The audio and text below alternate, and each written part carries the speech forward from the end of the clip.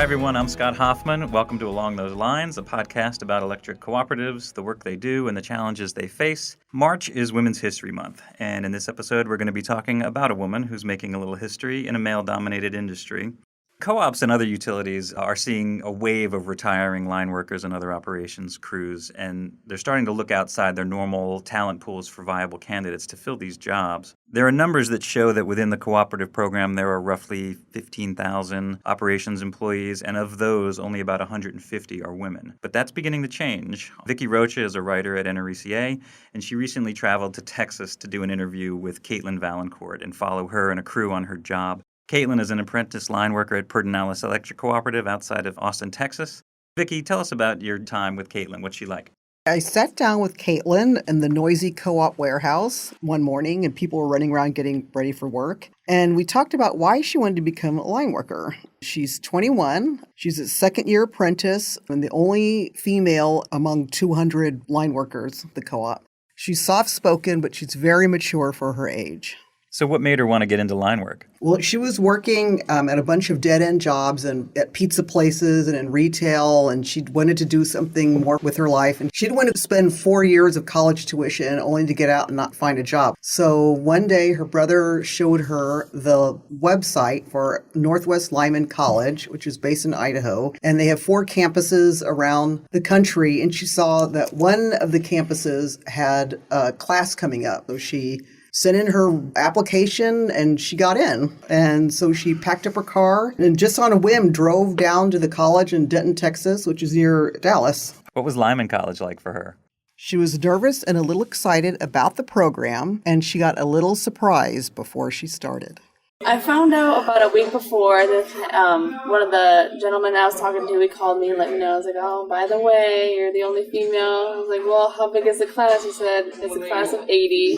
I was like, oh, okay. Like that was, all right, I guess I can do it. I mean, it is what it is. How did Kaitlyn end up at an electric cooperative? Well, at the end of the pre-apprentice programs, the graduates have a ceremony and a little lineman rodeo where they show off their skills. Mm-hmm. And Pedernales and a bunch of other utilities sent recruiters, kind of like talent scouts, to check out the graduates. And Pedernales spotted her, and they liked her, and they put her in touch with someone who also went to Northwest Lyman College and had worked at Pedernales. So Kaitlyn called her up and really liked what she heard. She said it was a great company, and she really recommended it.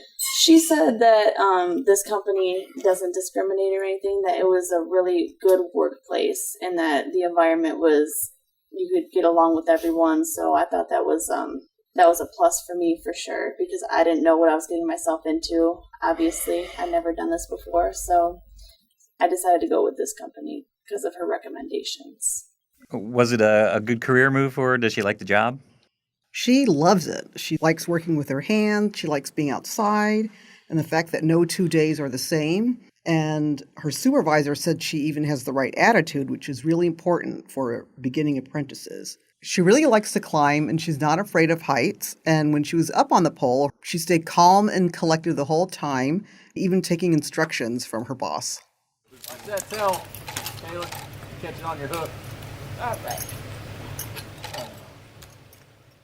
A good day on the job is being able to go and actually do the work on the pole. That's what I genuinely enjoy. I like to be able to get up there and just be able to frame out a pole or sag wire up or stuff like that. And I can actually do well and work efficiently and quickly.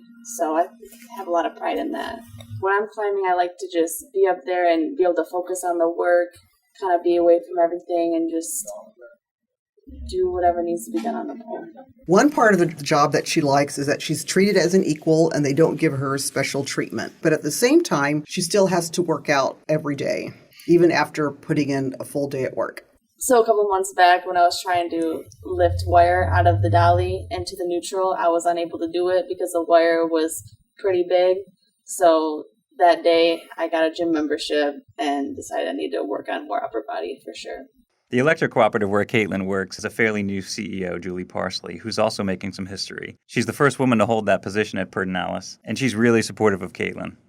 We are very excited that Kaitlyn has progressed where she is, that she's doing as well as she is, that all of our line workers are as accomplished as they are, and that we can continue to grow into the future. Because, as we all know, who can problem solve and troubleshoot better than a woman. And everything a line worker has to do is really under some amount of pressure. So I think that she's uniquely qualified to do the job she's doing, and we're really very proud of her.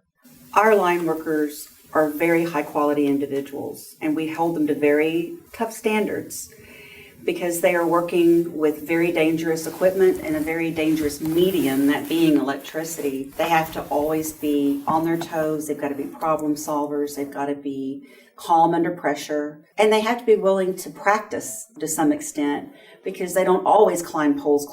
Sometimes they're in a bucket truck, but they need to be proficient enough to be able to climb poles. So they have to be very dedicated, very hardworking, but they are also our core business and really what makes us a great co-op. So, Vicki, Kaitlyn knew very little about this field, and if her brother hadn't sent her that website, she may have never even known about it at all. What is it that co-ops and other utilities need to do to make sure that people hear about these jobs? Well, first of all, you're right. Most line workers historically hear about job openings from a male relative, like an uncle or their brother or their dad. And when utilities did need to find replacements, they looked within their own ranks, and those were mostly men. I talked to Leilani Todd, who's with the Center for Energy Workforce Development, and she described line work as a well-kept secret. People don't even know you can go to school to become a line worker and that it's an actual profession. So the industry is realizing that they have a marketing issue on their hands and that they need to broaden their reach to fill the vacancies. So line colleges are expanding their recruitment efforts, and co-ops are working with community colleges on pre-apprenticeship programs. Over the past 10 years, about 9,000 people have graduated from Northwest Linemen's College. Only about 22 were women, but the college says that number is holding steady and even part of an upward trend.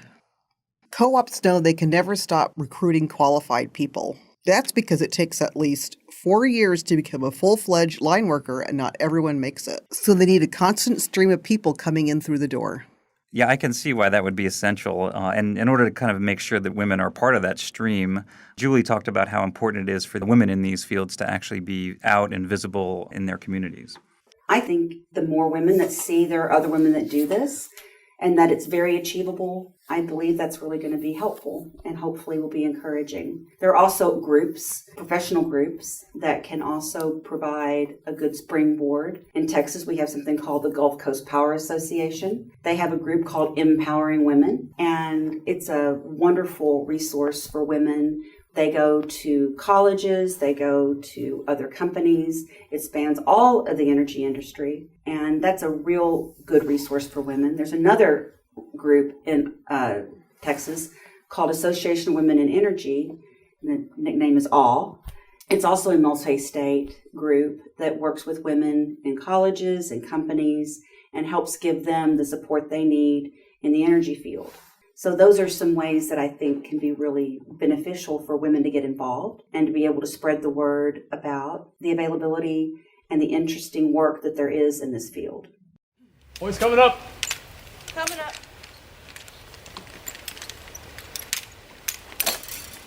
At the block. Mine. Yours. I would love to encourage women to get into more trades for sure, because it's a really good career path. I don't see myself in any other career. I see myself making this career for a long time because nothing else really appeals to me, and I really do enjoy this job. Vicki, this has been great. Thanks so much for bringing us Kaitlyn's story. Thanks, Scott.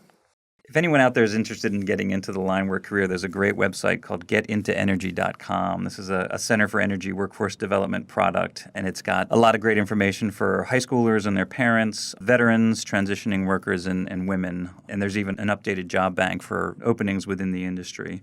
That's it for this episode. Thanks so much to you, our listeners. Be sure to subscribe to this podcast on your favorite app. For more information on this story, visit cooperative.com/RE Magazine. For information on this and other topics, visit electric.coop. Until next time, for Along Those Lines, I'm Scott Hoffman.